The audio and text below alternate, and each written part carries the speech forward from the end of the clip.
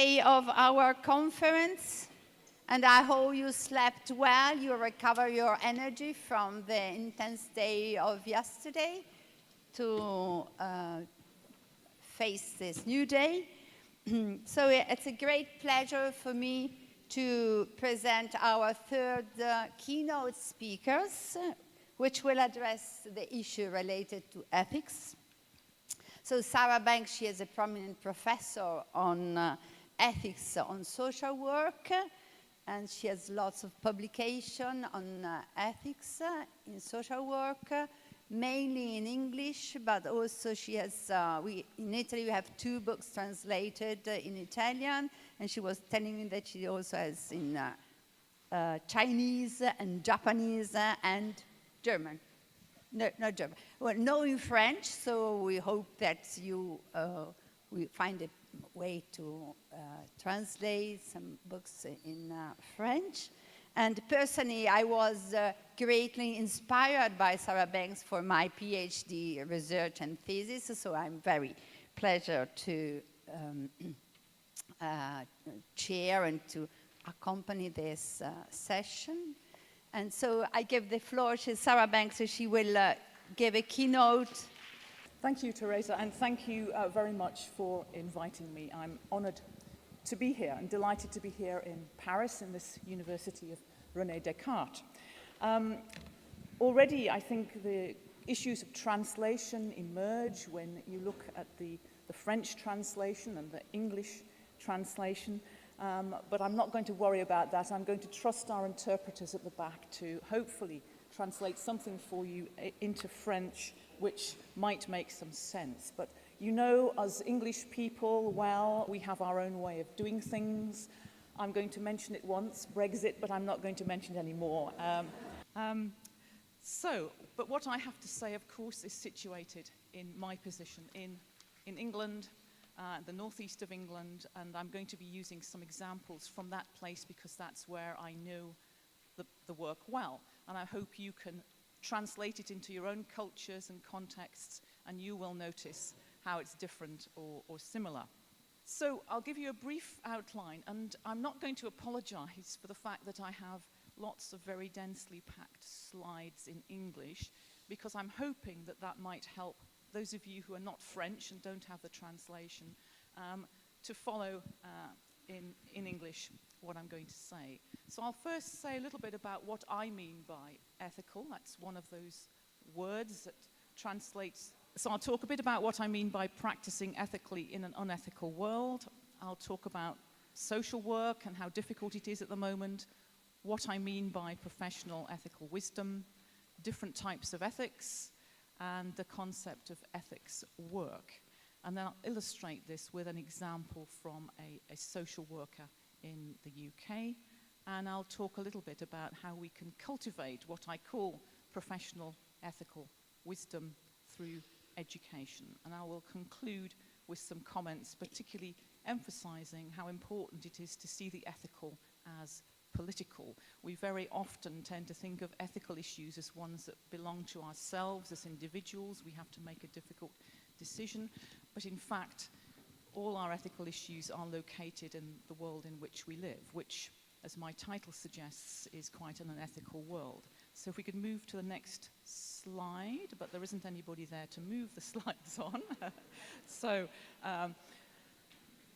I'll start to talk about what I mean by ethical. So ethical is used in 2 ways in English. It may be in other languages too. In a general sense, it refers to matters relating to human and ecological flourishing, including harms, benefits, rights, and responsibilities. But also in a positive sense, we talk about being ethical or unethical. So being ethical means being ethically good, which is the opposite of unethical. So in my title, of course, I am, thank you, using the term ethical in that second sense, being and doing ethically good or right things. And in the English language, in our ordinary usage, we actually use the terms ethical and moral interchangeably. And I'm not going to get into that debate now, just to warn you about that, because obviously in more specialized language, and probably in France here, I know that you would distinguish between éthique and morale, but I'm going to use those words interchangeably. So, practicing ethically in an unethical world, it's probably fairly obvious what I mean by that, so I'm not going to spend very long going through that.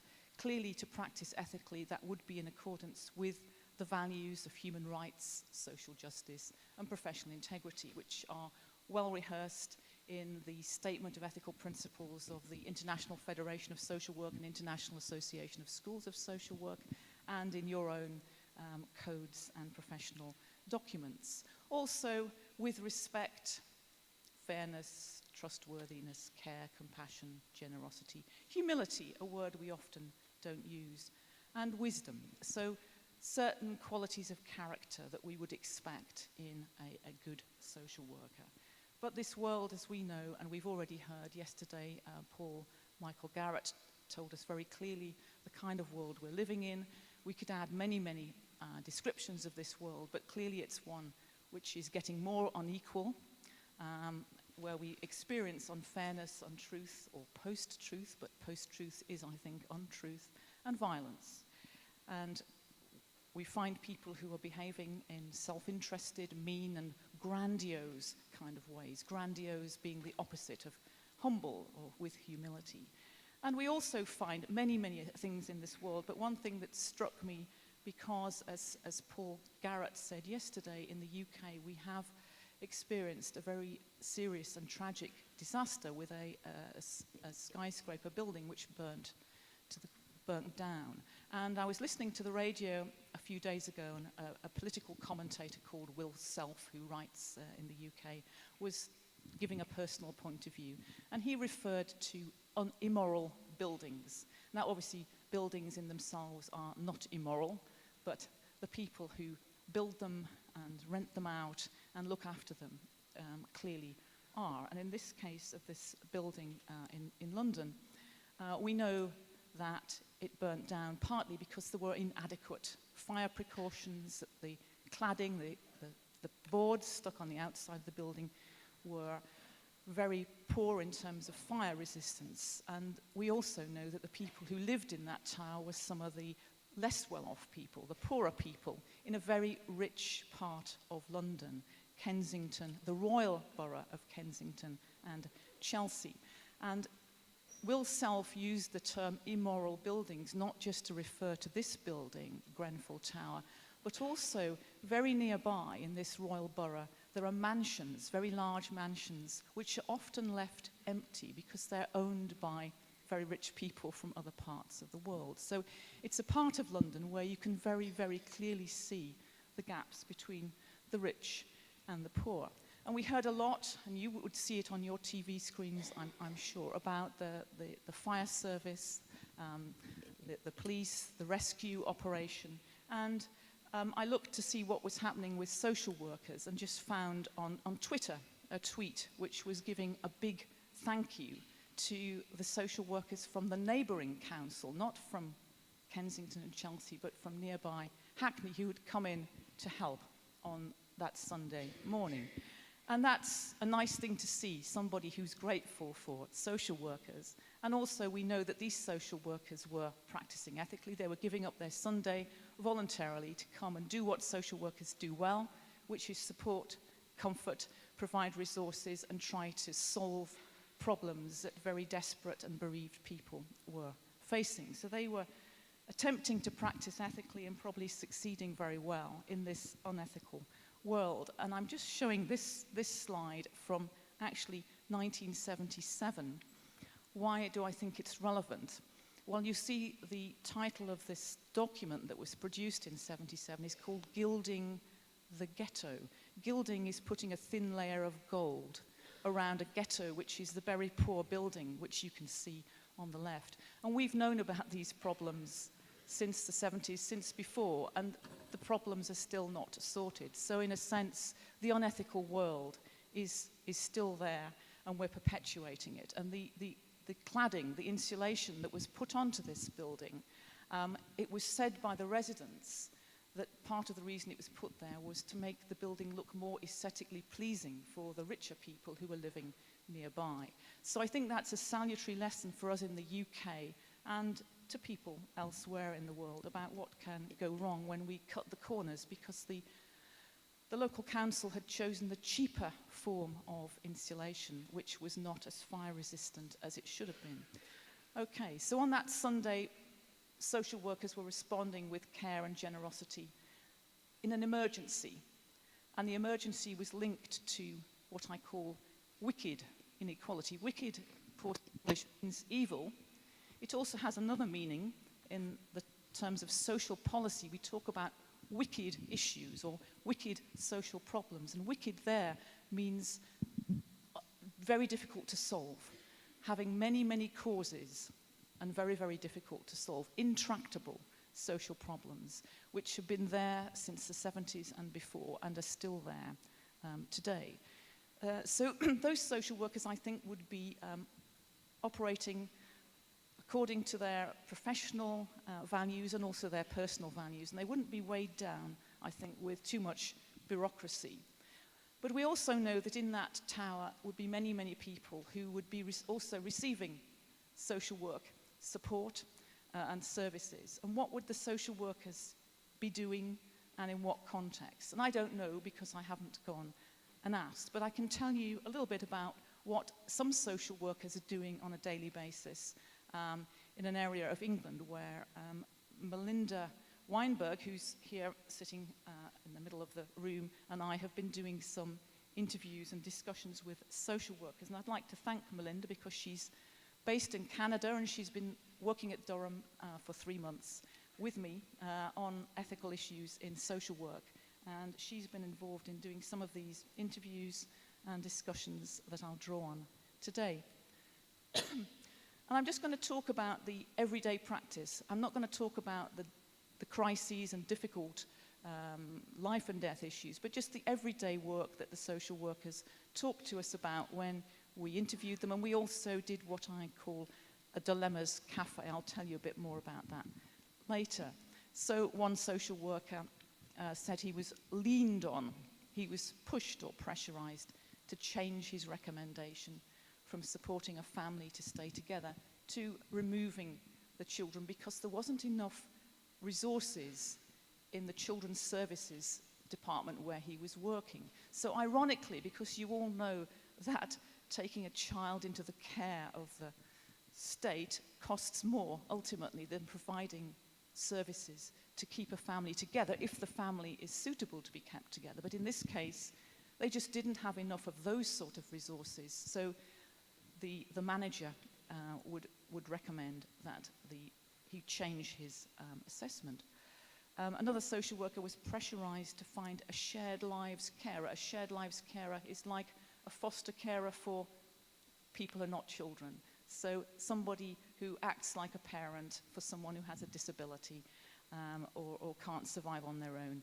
And this social worker was working in that service and was being pushed to find a carer for someone who really was not suitable because it was too expensive to keep that person in secure residential accommodation.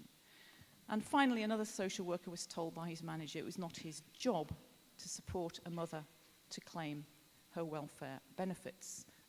He was at a higher level and he should leave it to somebody else or nobody else to help that mother. And in a different group, a focus group that I held a few months ago, these are some of the comments that social workers were making. Social work is on a cliff edge. The supports around social work are dissolving. And in one of the interviews, the social worker said that the social workers felt they were in the same psychological state as the families they were working with. They were in crisis. Now, this is probably not half or 10 times as bad as you might experience in Spain or Greece, which we've heard a little bit about from people speaking at the conference already. And I know that the situation there, the supports have already dissolved in many other countries in Southern Europe. So here we are in Britain, our supports are in the process of dissolving in some places. So this is just a little snapshot of what social workers are saying about what they're having to do And you can sense from the words, they've used these words leaned and pressurized, that they're not happy with it. They don't like what it is that they're having to do. And obviously this is what social workers face in good times and bad times. They're always occupying what you might call a dilemmatic space. That is, we know social work is built on contradictions, that societies and states are always ambivalent about providing support and care for those who are marginalized in that society. And social workers find it quite hard to get that balance between care and control, between empowering and educating, and often there's no obvious right answer. So that is a position that social work always holds. But things are getting worse, I think, because of the increasing state regulation. This is very heavy in the UK, but I can tell from talking to other colleagues in other countries that this is also happening elsewhere, increasing control by the state over what social workers do, whether it's through setting up regulatory bodies to control their conduct or devising more and more sets of rules and regulations. So the managerialism and also the privatization of services that were formerly run by the state. And in many countries, some worse than others, social work is affected by the austerity measures, the cutbacks in public services. So we are, I think, in a rough terrain. When I said this recently at a social work gathering a couple of weeks ago, somebody said to me, why did I think it was worse? What was worse about it? So I think that it is worse. Social work always faces these kind of issues and dilemmas, but in times of economic cutbacks and governments that are less responsive to people in need, then you're always going to face a more difficult situation for social work. And I won't labor these points because I think we're all very familiar with these terms. We always use these terms, this threesome, neoliberalism, managerialism, and austerity. But this has created quite a lot of background problems for social work. I think the dominant discourses about performance and targets and results, that social workers are almost set up to fail. It's impossible to follow all the procedures, rules, protocols, and obviously impossible to meet needs with limited resources, as that social worker who said that he couldn't support the family to stop the children going into care said. It's devaluing professional autonomy, judgment, and discretion. It's encouraging a defensive practice, ticking the boxes, making sure the records are up to date. That same social worker I mentioned talked about his manager wanting him to feed the system being the computerized system where all the records are stored and you've got to fill in all the different forms and assessments. And that's what she was concerned about. And a tendency to erode personal responsibility and a commitment to the profession. When people actually can't do the right thing, they either leave or they get stressed, and sometimes they resist and challenge. But it's actually very, very hard. And there's a dehumanizing going on, a dehumanizing of the service users as social workers and the relationship between them, which is creating moral distress, that social workers know the right thing to do, but they don't feel able to do it. So that's some of the background. And I say I'm speaking from a UK standpoint, and I'll be interested to hear how much you think those trends are also present in some of the other countries in Europe and elsewhere. So, moving on now. I've done the background, so I'll now move on to phronesis, or what I call professional wisdom. Obviously, that's a term from Aristotle. And there is a growing interest in a small piece of the ethics literature in virtue ethics and a focus on character, the character of the person, who I am as a social worker, as opposed to just the acts that I do, which is in part a response to a concern about the increasing focus on technical rationality and managerial accountability. And it's partly about trying to reclaim the now hidden discourse of professional judgment and expertise. And I'll give you some examples later. Social workers are so busy feeding the system and ticking the boxes and filling in the form, even if they're using their discretion and professional judgment, they're not necessarily writing it down because you can't always write that down. So drawing on the Aristotelian concept of phronesis, or practical wisdom, it's often translated into English as practical reasoning or practical wisdom. You will all have your own translations into your own languages, I'm sure. And in Aristotle's Ethics, he talks about it as a true and reasoned state of capacity to act with regard to the things which are good or bad for human beings. And a British commentator on Aristotle summarizes this very briefly as being good at thinking morally, which is quite a nice summary. So you may already be thinking, well, why have I got in my title professional ethical wisdom, if actually the wisdom, the phronesis, already is about thinking morally? And that is a good question, and I'm always changing my ideas as I go along, and it may be that's one I will change. But the reason I decided to put the term ethical in front of wisdom is because the translation of phronesis into English is practical wisdom. And in the English language, practical is often distinguished from ethical. And we think of practical as being about doing things, about techniques and skill, whereas the ethical is about the values. So I felt I would put ethical in there just to signal that I'm really interested in the ethical side of this, and it's wisdom practiced in the domain of ethics. And why add professional? Actually, there's a little bit of literature which is starting to talk about professional wisdom. So instead of phronesis, or practical wisdom in professional life, there are some books and articles looking at professional wisdom. And I think that's quite a useful term to use, and it just signifies the fact that we're interested in ethical wisdom in the professional context, in professional life. So that's just why I've used this rather cumbersome term, which I notice in the translation of my title into French, it doesn't turn out as just one term. It's got several words in it, which I can't remember what they are now because I'm not looking at it. But it's interesting how it translates, and I'm not sure how the translators will be translating it now. But you'll be able to tell me, because some of you can hear it. And by professional ethical wisdom, then, I mean the disposition to engage in practical reasoning in professional situations where matters of harms, benefits, rights, and responsibilities are at stake. So that's that concept dealt with. And in more detail, this is a very densely packed slide. So actually this one, I am sorry about this one. I think I've put too much into this one, but anyway. For those of you who like to take photos of slides, there you are. You've got it all on the slide.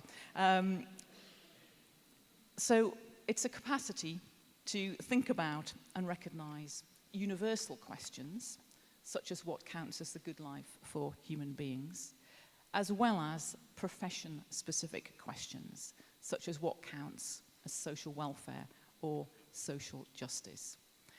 So it's actually taking account of universal and particular. It's also a capacity to perceive, to see the nature of particular situations encountered in professional life, and to notice and attend to issues of ethical salience, situations that are important ethically, and to place them in a political context. This is a very important point that in social work we must not forget. In fact, we can hardly forget it when we're practicing. And to look at situations from different perspectives and imagine different alternatives. It's about empathizing with the emotions and perceptions of others, the perspectives of others, and experiencing and using emotions relevant to situations in professional life, such as compassion, which we might feel in relation to the people in the Grenfell Tower that burnt down, and also righteous anger. And I think righteous anger is something that many, many people feel in response to that tragedy. but also I think we feel that in social work in response to many people that we meet, and that is important to have in there as part of professional ethics. I think in the Northern European context, and particularly the Anglo-American tradition in ethics, very often focuses on rationality as opposed to a more complex reasoning which includes emotions and use of emotions. Finally, deliberation about and judgment about what will contribute to the good, and acting justly and with courage, care, trustworthiness, and professional integrity, holding on to the professional values. And I've put action in there because sometimes it seems like professional wisdom is just about being wise. You know, you can be the philosopher sitting in the chair and you can make a judgment about what to do and what kind of person to be, but as a social worker, that isn't the complete picture. So we have to act. Some people would say that's praxis, informed, committed action, and phronesis is the wisdom bit, but I think that professional ethical wisdom has to include that praxis, the action in the world to change the world. So that's what I'm including in this concept of professional ethical wisdom. And I'm just going to explore this briefly. This actually doesn't fit very easily within the traditional professional ethics that we have in the Anglo-American tradition, which is very much focusing on ethics as decision-making, good conduct, codes of ethics, short abstract cases, respect and rights as the core values. It doesn't actually fit very well at all with what I call new managerial ethics. Some people might say, you can't have such a thing as new managerial ethics because new managerialism is unethical, but in fact people can argue there is a kind of utilitarian ethics underlining the new managerialism, which is about promoting good outcomes and promoting distribution of goods. Where ethics is seen as regulation, it's seen about developing competencies and skills, conformity to rules, and categories. By categories, I mean the kind of box ticking, putting people into categories. Are you eligible for this? No, go away. Yes, proceed to the next stage. So the categorization of people. And I contrast this with what I call everyday ethics in professional life, which sees ethics as very much embedded in the daily life of the worker, in the political system, and embodied by the social worker. The character of the worker is very important, what kind of person I am, what are my moral qualities, the commitment to the vocation, to the profession, and the context, the political and social context.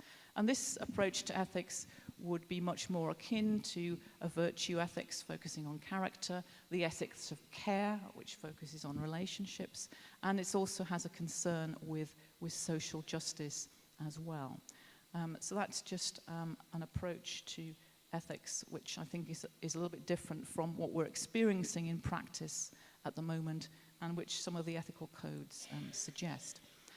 And I'm going to explore this concept of professional ethical wisdom through the concept of what I call ethics work. And I'm using this term work in the same way as we use it sociologically to talk about identity work or emotional work, for example. It's about the moves that people make psychologically, conversationally, bodily to perform or achieve a particular persona, a particular character, or a state of mind. And ethics work is therefore a particular type of work in this sense, and I define that as the effort people put into seeing ethical aspects of situations, developing themselves as good practitioners, working out the right course of action, and justifying who they are and what they have done. And this is a more practical and perhaps sociological way of putting the philosophical concept of professional ethical wisdom into practice and looking at it in practice. And I identify a number of dimensions of ethics work. The first is about framing, how we actually see the situation, what we think is ethically important, what we focus on, and particularly the contexts in which we're working, which requires quite a lot of criticality and reflexivity, the ability to put oneself into the situation and see oneself there. Role work, deciding what role to take, whether to be a carer or a controller, whether to be partial or impartial. The emotion work, how to be caring, how to manage our emotions. Identity work, working on the ethical self, creating an identity as an ethically good professional, maintaining professional integrity, for example. Reason work, and this is what often gets stressed in the textbooks on ethics, because that's what we can make more easily visible and what we think ethics may be about, making moral judgments and decisions, justifying judgments and decisions. This is very important, and we do it a lot in social work, but it's not the only thing. Relationship work, which is about engaging in dialogue and working on relationships with people. And finally, performance work. Maybe we don't need this seventh category, but I think it's quite important because part of what people are doing, what social workers are doing, is making visible aspects of this work. If a social worker is in court or in a case conference, they're having to show themselves as a reliable, responsible, compassionate, ethically good social worker. So there is a bit of performance. Often what's done is hidden, but it's also performative as well. And of course, it links to the praxis and the action. And here's a slide which I hope you can read, and if you can't read it, it doesn't matter, because I've just put it all on there, because it's an account from a social worker from, we held a Dilemmas Cafe with a group of social workers. I won't, to preserve confidentiality, I'm not going to tell you where it was held, but it's in the UK. And it's a group of social workers that are organized by the trade union. The trade union is called Unison, and it's a trade union that many social workers belong to. And the trade union has been trying to organize social workers politically, but one way of doing it is to have educational sessions or talks or events. So Melinda and I went and did a Dilemmas Cafe, which involves people sitting around tables sharing dilemmas with each other. And so one of the dilemmas came from a children's services social worker. And because we're short of time and I've been asked to leave time for questions, which might not be for very long, I'm just going to summarize this and not go into a great deal of detail, but you can have these slides afterwards. I'm sure they'll be put on a website and you can get the full story from this social worker. But basically, he was advised by his manager not to work with a mother on her appeal for her benefits. It was some employment and support allowance, and she was being threatened to have this withdrawn. He felt he needed to work with her to support her because she was agoraphobic, she had severe mental health issues, she wasn't getting any other support, and if she didn't get the money, then there was a danger that the children would be taken away. And he knew that, and he felt it was very important that he did that. And it says at the very bottom, the last quote, "Well, I ignored my manager and offered the mother support. I supported her for the advice interview, to go to the doctor, to get a letter. I wrote a letter, and I took her to the appeal. I just didn't tell anybody." So there's a very small example of a social worker acting ethically according to what he thinks is morally and practically right, I think, and having to ignore his manager and not say anything about it. In the discussion that we had in the Dilemmas Cafe, you could see the work that he was doing to give the account of what he did at the time, how he saw the bigger picture, the family in context, not just the children. He was aware of how the system worked. He talked about feeding the system. He was thinking about his role, and he felt he was justified in taking the role to support the mother, because he did have a role to work with mum and to support her, and he did it as part of that. And he says, "I suppose it was for me doing the right thing and working between the gaps," because he saw a gap in what was needed. And he said, "I think social workers' case management isn't good social work, is it? We all know that. We've got to be hands-on with families." This is how case management turns out in the UK. It may be good in some places, but often how it turns out in the UK is that the case manager takes a very distant role and doesn't do any work with the families. he did some emotional work. He talked about his own family. He came from a poor family, so obviously he empathized more with the mother. He was doing a bit of identity work. He was talking about sometimes as practitioners, so he's recognizing himself as a social worker. We have to do the right thing. There was no one else that was going to do it. He was doing reason work. He was using the moral should. She should have access to support. It's almost her human rights. I think he probably meant it was her human rights. So he was drawing on, implicitly, the values of social work and said you use your professional judgment and spend less time with another family where you're managing risks. Because one of the comments in the cafe, because we were sharing with other people, one of the comments from the other social workers was, well, maybe the manager said you shouldn't do this because you had many other cases that you had to look after. And maybe that was the right thing to do, but he had made a judgment that he needed to support this family. And he was developing relationship work and performance work. He was making visible in the Dilemmas Cafe to his peers, although he had not made visible what he'd done to his manager. And that is, in itself, an ethical issue, because here's the social worker doing all the ethics work, doing what he thinks is right, but not able to challenge the system.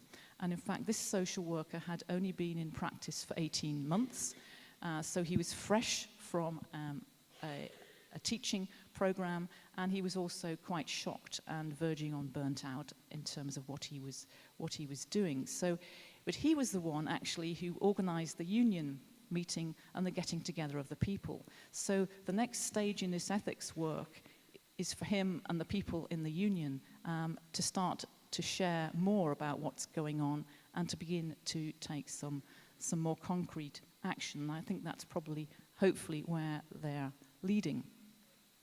So, I haven't said a lot, have I, about professional education and schools of social work. How do we cultivate professional ethical wisdom in educational contexts? Well, I think it's important to go beyond traditional textbook ethics. I've written a textbook, as Teresa pointed out, so I'm doing myself down here. So don't just follow the textbook ethics where we go through ethical theories and codes and difficult ethical decision-making, but we need to develop a more situated everyday ethics. We need to look at the politics, the people, and the practice, to start from the everyday practice of the students when they're doing their field placements, and the social workers in the practice. What came through from the interviews and the Dilemmas Cafe and the focus groups, and I'm sure you may echo it here, is the lack of supervision. The supervision is just about the cases, there's nothing about the person. So this social worker said, my supervisor, she's very good, but she's always focusing on feeding the system. What am I doing next? She never asks about me. How am I? What are my needs? How am I feeling? Or whatever. So supervision and critical dialogue with peers in a group, and we found that very much with the Dilemmas Cafe, the way that people would share and learn from each other. Working with longer and real-life cases, I used to use short cases, just half a page, made-up cases, very abstract, not saying what part of the world they were from or what ethnicity the social worker was, but working with much longer real-life cases brought in by the students themselves from their practice, or brought in by social workers or service users. And I haven't yet mentioned the service users, but one very interesting thing Melinda and I did was also to listen to a talk from a service user's experience of the mental health system, and the fact that she'd only had one good social worker out of 5, but that's another story.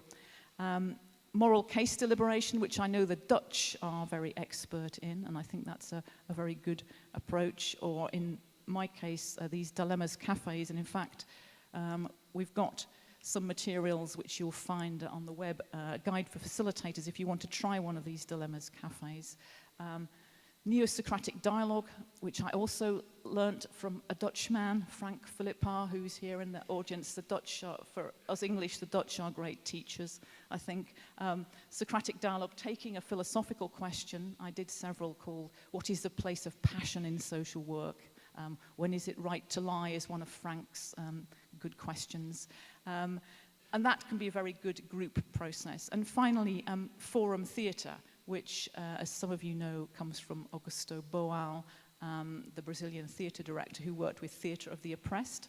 which involves taking a short scenario where there may be an ethical issue or dilemma and a case of power conflict, working with students to act that out, a real case, and then asking other students to change places and to come in and take another role. I'm not going to talk about dilemmas cafes anymore. The forum theatre, I think, is particularly useful for working on ethics, because there's a tendency, I think, for ethics to be in the head, for us to look at cases, to have debates, dialogues, etc. But actually doing the theatre and people acting out, or just doing role plays, of course, it doesn't have to be called forum theatre, is a way of people getting in touch with their bodies, their emotions, and the group process. It helps very much, I think, developing a kind of ethical attentiveness, noticing key points in a scenario when something could be done differently. The audience, who are called spectators, so spectators and actors, so the audience potentially can come in and change places. They're called spectators. Get a chance to be an external critic. You see the whole picture from a distance, but then if you change places with the protagonist, the actor, you can then empathize more, you can feel what it's like to be the person, you can take their place. It helps to rehearse the reframing of a situation. So you may rerun a short extract several times, a short scenario, and redo it, try different ways of working, reposition people, reposition characters, reconfigure the scene. You can rehearse it, you can rehearse how to challenge, and obviously it encourages ethical dialogue. So we've also written a booklet on performing ethics, so that also is available on the web, and I've got one copy that someone can have and a few copies of Dilemmas Cafes here. So I'm nearly at the end. I'm just letting Teresa know, just so she can prepare. So my concluding comments about surfacing professional ethical wisdom through ethics work. I found this concept of ethics work quite useful, and I didn't tell you actually how I developed it, but there is an article you can read about it. But it was basically through having done about 20 or more years of interviews and collecting cases from social workers around the world. Some of you in this room may even have given me cases or whatever. People have been very generous about that. And I found it a useful way of breaking down, what we mean by professional ethical wisdom.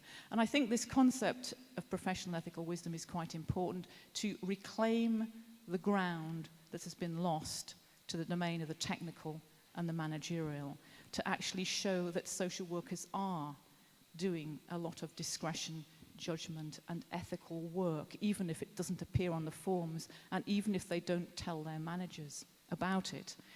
It also helps to deconstruct the powerful structures of current discourses, the discourses of neoliberalism and managerialism, and to reconstruct the ethical relationality, the importance of relationships in social work, and the mission of social work as being committed to act for human rights and social justice.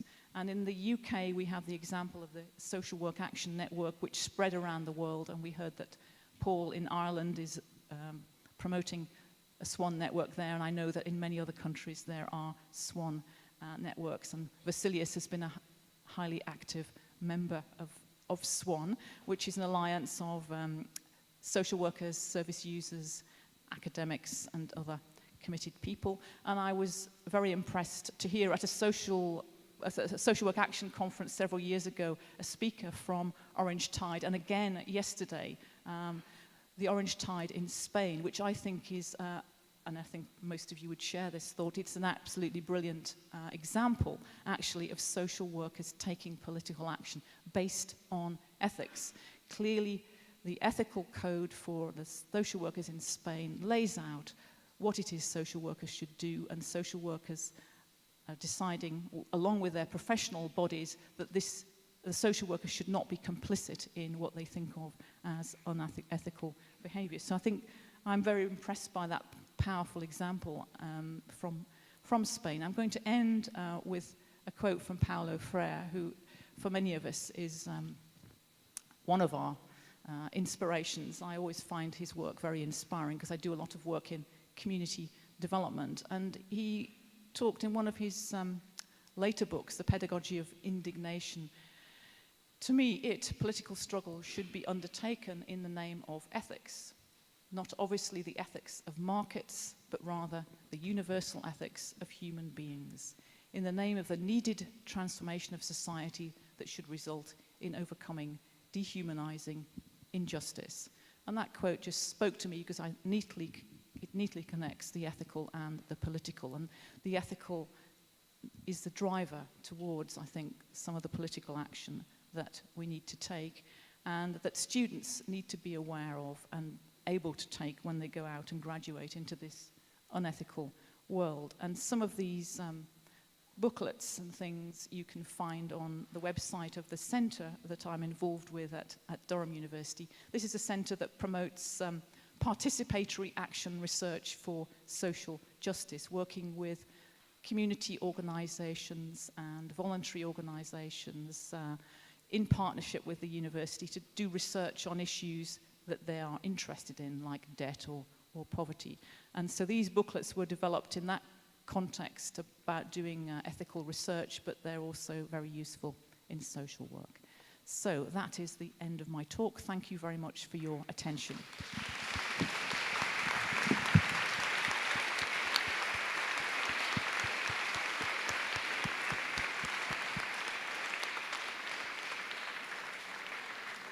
Good morning. Good morning. Bonjour, everybody. Hello. Don't forget to tweet. I need you tweeting. My name is Donna Peach from the University of Salford. I've been tweeting as you've been talking, Sarah. And one of the discussions on Twitter is how we get to the place where we support those individuals who are still in practice to stand up and have integrity in those decisions that they have to make. So do you have any thoughts of how we actually cross the divide from talking about it in the academic world and actually supporting those who are still in practice to do that? The examples of the Social Work Action Network, which I know best from the work in the UK, is probably a good example of that, because it is an alliance of academics. I didn't mention students and service users and social workers, and there's been a commitment to get many students to go to those conferences and to work alongside academics and social work practitioners to undertake campaigns. So there have been campaigns against particular cuts in services. So in County Durham and Newcastle, for example, which is the area of northeast England where I'm working, there have been protests, demonstrations, etc. But I think it's also important to work with the students as a group and with the social workers as a group to enable them to gain a bit more confidence and courage to take an issue, if we follow the community organising model, to actually take an issue and work on that and then mount a campaign. So there have been examples where some small elements of services have been saved, for example. But this is not an easy issue in the kind of world we're living in now.